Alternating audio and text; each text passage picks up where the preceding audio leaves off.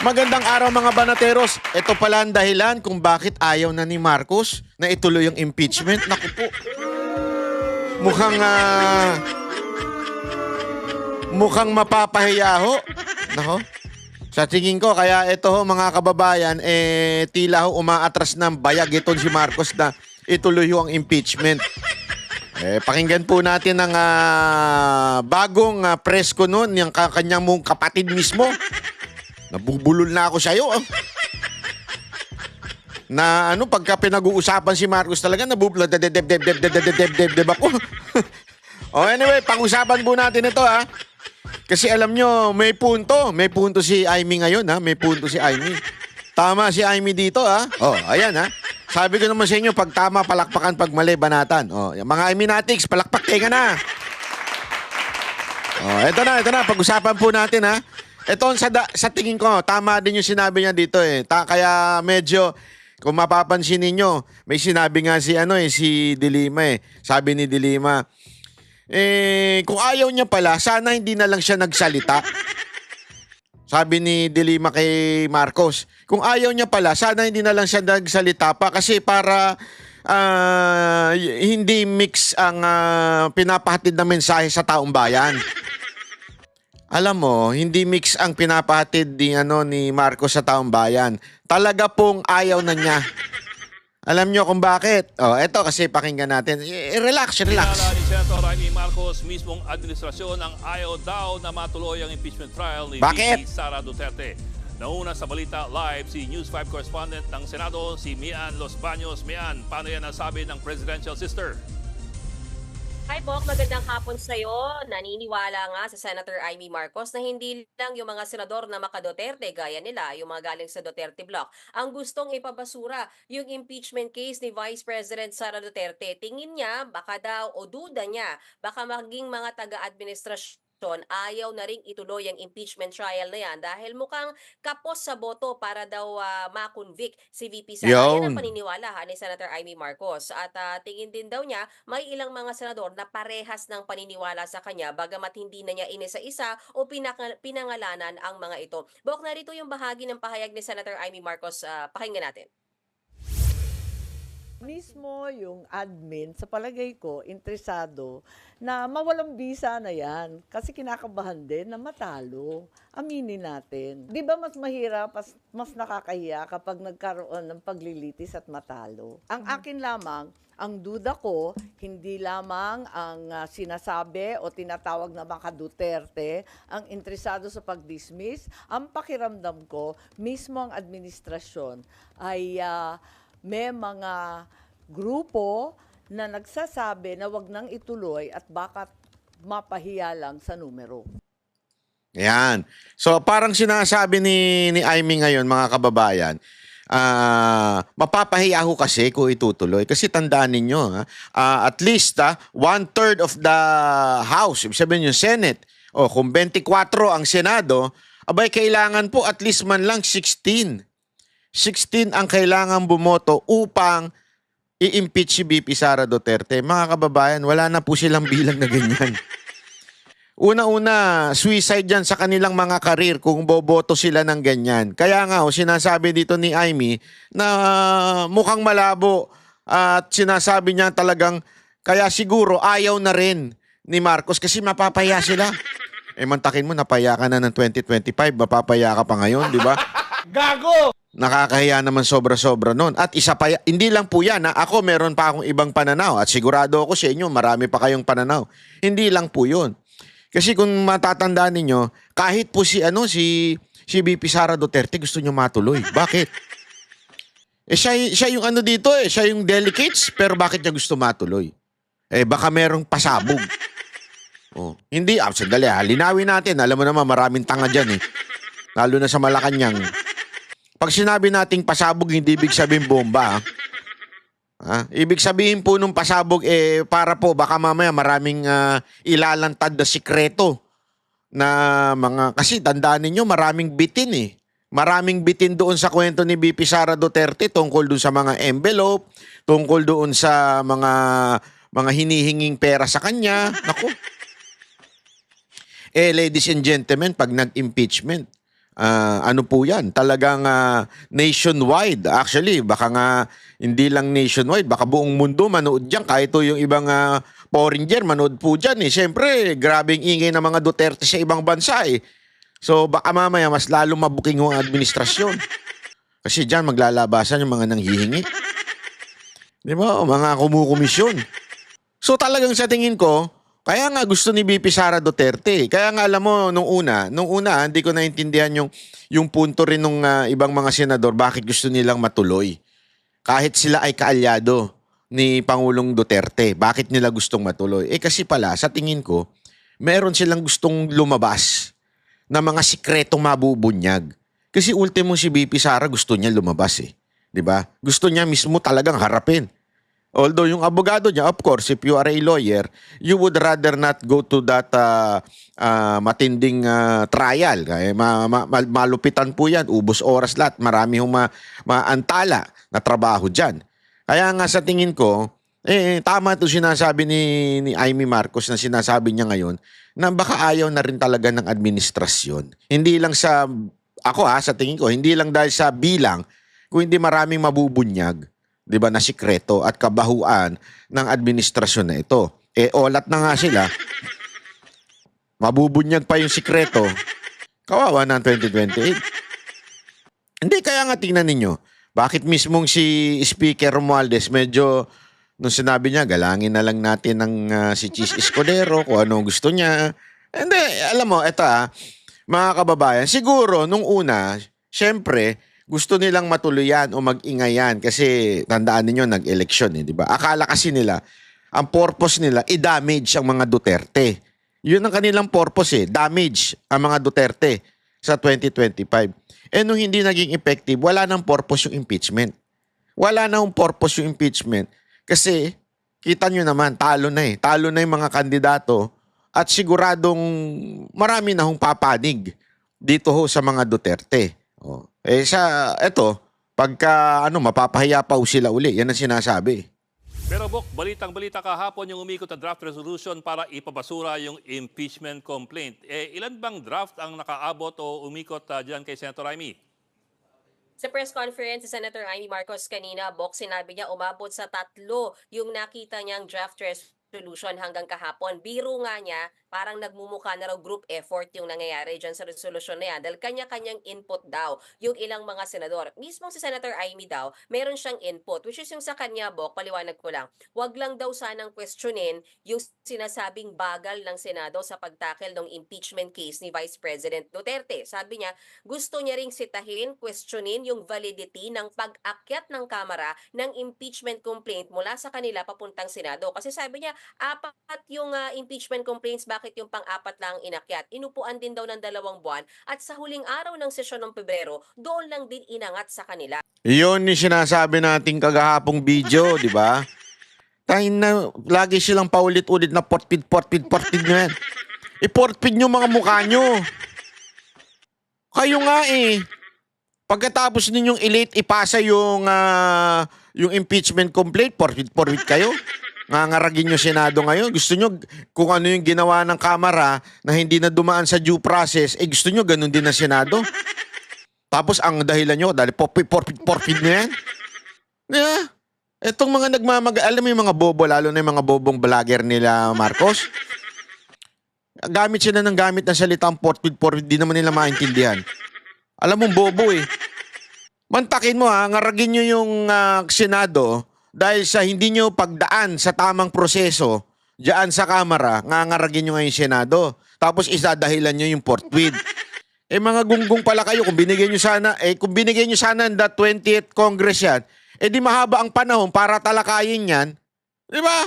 Minadali ninyo. Bakit? Akala ninyo madadamage ang administrasyon ni Pangulong Duterte o yung kanyang mga kandidato, di ba? Wala. Ngayon, feeling ko, tama, mukhang may pakiramdam din na ako na ayaw na talaga ni Marcos Hindi dahil sa ayaw niya. Ayaw niya dahil alam niya mapapahiya na siya. Di ba? Yun talaga yun Mapapahiya ka talaga Amantakin mo yung bilang ng Senado ngayon. Most of them talagang ayaw na rin sa pamamalakad mo. Kaya yan. Ilan na lang yung sip-sip dyan. Kaya gawin nyo na Senador si Torre. Sobrang kasipsipan niyan kay Marcos. Mamaya, pag-usapan natin niya si Torre, ha? Meron tayo nilabas na reel. Talagang, nako, grabe. Talagang trending.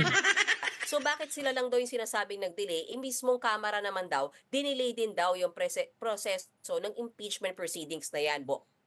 Kung sakaling gumulong pa rin ang impeachment trial, nakapag-usap na ba si Amy kay VP Sara?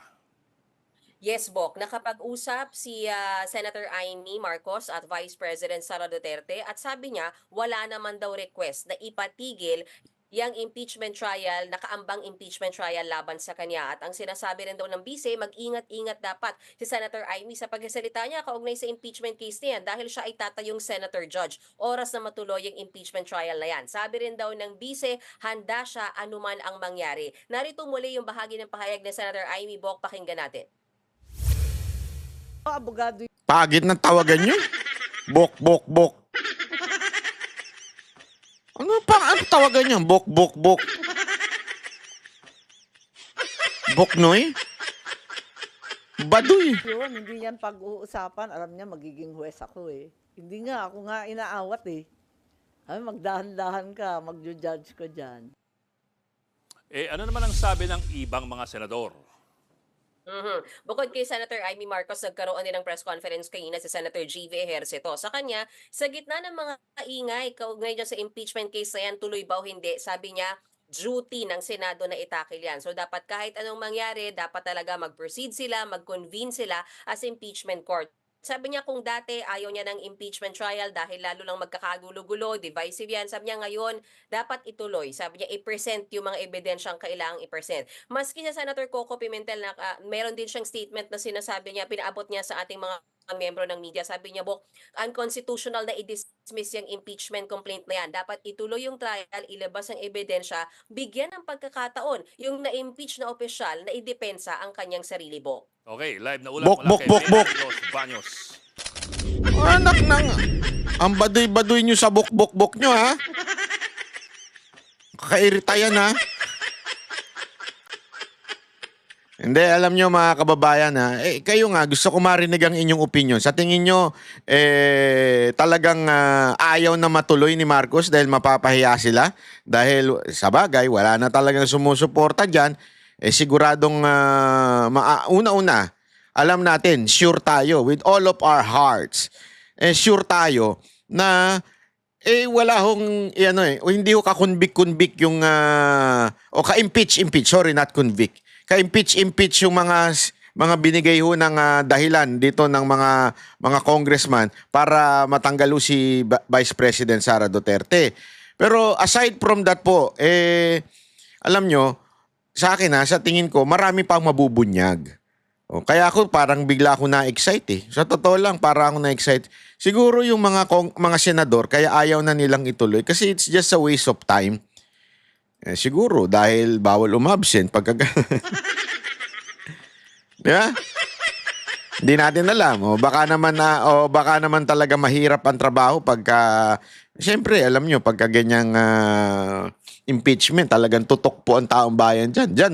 Hindi lamang po malalaman dyan kung sino kung si VP Sara Duterte ay dapat ma-impeach. Kung hindi malalaman din niya kung sino may utak na senador o wala.